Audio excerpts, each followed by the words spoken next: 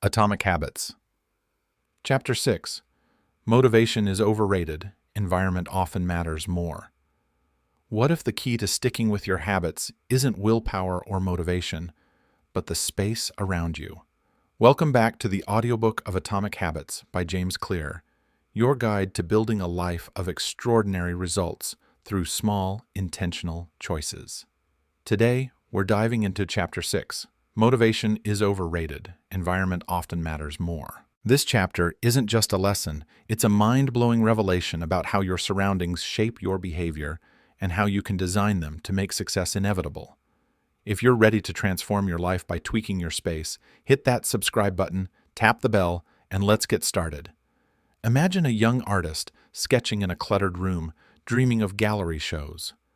One day, she clears her desk, sets out her pencils, and paints for just 5 minutes. That simple change, tidying her space, sparks a daily ritual. Years later, her work hangs in museums, her creativity unstoppable. That artist could be Yayoi Kusama, whose iconic polka dots began with small, intentional routines in a curated studio. How did she make art a habit? Not by relying on motivation, but by designing an environment that made creating effortless. This chapter reveals that secret and shows you how to do the same. Let's dive into the core of Chapter 6. Your environment is the invisible hand that shapes your habits, far more than motivation or willpower. James Clear challenges the myth that success depends on staying motivated. Motivation is fleeting. It comes and goes like the weather. Instead, your environment, the objects, spaces, and cues around you, drives your behavior consistently. Clear says, you don't rise to the level of your goals, you fall to the level of your systems. A well-designed environment is a system that makes good habits easy and bad habits hard, reducing the need for motivation. By tweaking your surroundings, you make success automatic. To make this real, Clear shares a personal story. After his baseball injury, from chapters 1-5, he wanted to eat healthier, but kept grabbing junk food. Motivation wasn't the issue. He knew salads were better than chips. The problem was his kitchen. Snacks were front and center, while vegetables hid in the fridge. So, he redesigned his environment. He placed a bowl of apples on the counter, pre-chopped veggies in clear containers, and moved chips to a high shelf. This made healthy eating obvious and easy. Seeing apples triggered a craving to snack well, a response of grabbing one, and a reward of feeling energized. Junk food became hard to reach, breaking the bad habit loop. This environmental shift made healthy eating a reflex, helping Clear rebuild his strength. His story proves that a smartly designed space can transform your habits without relying on willpower. Why is environment so powerful? Clear ties it to behavioral science. Your brain is wired to respond to cues in your surroundings, as we learned in Chapter 4. Every object, your phone, a cookie jar, a yoga mat, is a cue that triggers a habit loop. Cue, craving, response, reward. A messy environment bombards you with distractions, making bad habits easy and good ones hard. A curated environment, however, amplifies good cues and hides bad ones. Clear explains that small changes, like moving your TV or keeping a water bottle out, reduce friction for good habits and increase it for bad ones. He says, design your environment to make the right choice the easy choice, and you'll win every time. Let's see this in a real-world example. Consider Serena Williams, tennis legend with a $250 million net worth and 23 Grand Slam titles. Her dominance wasn't fueled by constant motivation. She had off days like anyone. Instead, Williams designed her environment for success. Her home gym was always ready, with her racket and shoes by the door, a clear cue to practice. This setup triggered a craving to excel, a response of hitting serves, and a reward of feeling unstoppable. She kept distractions, like her phone, out of sight during training.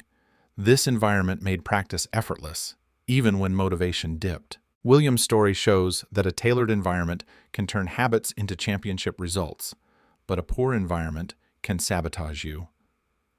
Clear tells of a colleague who wanted to stop late-night snacking, but couldn't. Why? His kitchen was a trap. Chips and cookies sat on the counter, easy to grab. Seeing them after work triggered a craving for comfort, a response of eating, and a reward of a sugar hit. This loop packed on pounds. Clear's point: a bad environment makes bad habits the path of least resistance. To break them, redesign your space. Hide snacks, keep fruit out. For good habits, lower the friction. Keep your journal open, your gym clothes ready. So, how do you design your environment for better habits? Clear's framework is a practical guide to reshaping your space. Let's break it down with actionable steps. Step 1. Identify your habits. List good habits you want, like reading, and bad habits to break, like scrolling. Step 2. Spot environmental cues. What in your space triggers these habits? A book on your table cues reading. A phone by your bed cues scrolling. Step 3. Make good cues obvious. Place a book on your coffee table or running shoes by your door. Clear kept apples on his counter. Step 4. Make bad cues invisible. Hide your phone in a drawer or snacks in a cupboard. Step 5. Reduce friction for good habits. Prep veggies in advance or keep a water bottle on your desk. Step 6. Increase friction for bad habits. Unplug your TV or delete social media apps.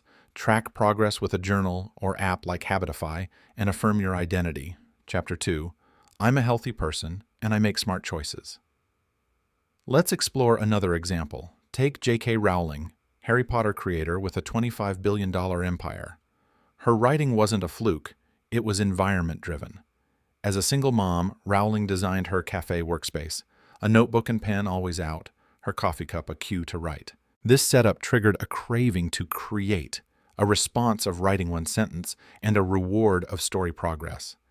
She kept distractions, like her phone, away, making writing the easiest choice. This environment turned tiny habits into a global saga. Rowling's journey proves that a curated space makes habits unstoppable. How do you apply this today? Let's get practical with a goal, say, staying hydrated. Don't aim to drink more water. Choose a small habit. Drink 1 glass of water daily. Design your environment. Place a water bottle on your desk as a cue. Write, I will drink 1 glass of water at 9 a.m. at my desk. Visualize your health, your body energized, your mind clear. Drink it today. Mark it in an app like Streaks. Never miss twice. Skip a day. Drink 2 glasses tomorrow. Affirm, I'm a healthy person and I hydrate daily. Hide soda in a cupboard to increase friction for bad habits. This environment makes hydration automatic. Try another goal, like productivity. Choose plan 1 task daily. Design your space. Keep a planner on your kitchen counter. Write, I will plan 1 task at 7 a.m. in my kitchen. Visualize your focus, your day organized, your goals met. Plan today. Mark it in a journal. Miss a day? Plan 2 tasks tomorrow. Affirm, I'm a doer and I plan with purpose. Move distractions, like your phone, to another room. This setup makes productivity effortless. Another story to spark your drive. Kevin Durant, NBA star with a $200 million career. Durant's scoring wasn't luck. It was environment-driven. His gym was always prepped, with his sneakers and ball by the door, a cue to practice. This triggered a craving to dominate, a response of shooting free throws, and a reward of tracking progress.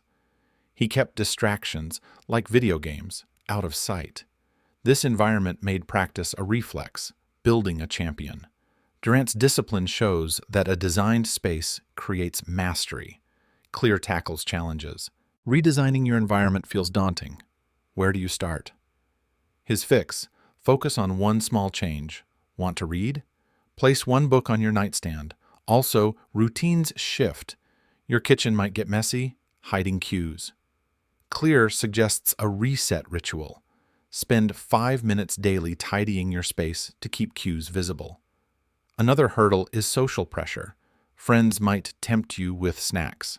Clear's advice: communicate your goals or avoid trigger settings. Use habit stacking, Chapter 5, to reinforce your environment. Stack drink water after make coffee. These tweaks keep your space habit-friendly. What if you slip? Clear's never miss twice rule. Twice rule is your anchor. Miss journaling one day? Journal tomorrow. Each habit reinforces your identity. Chapter 2.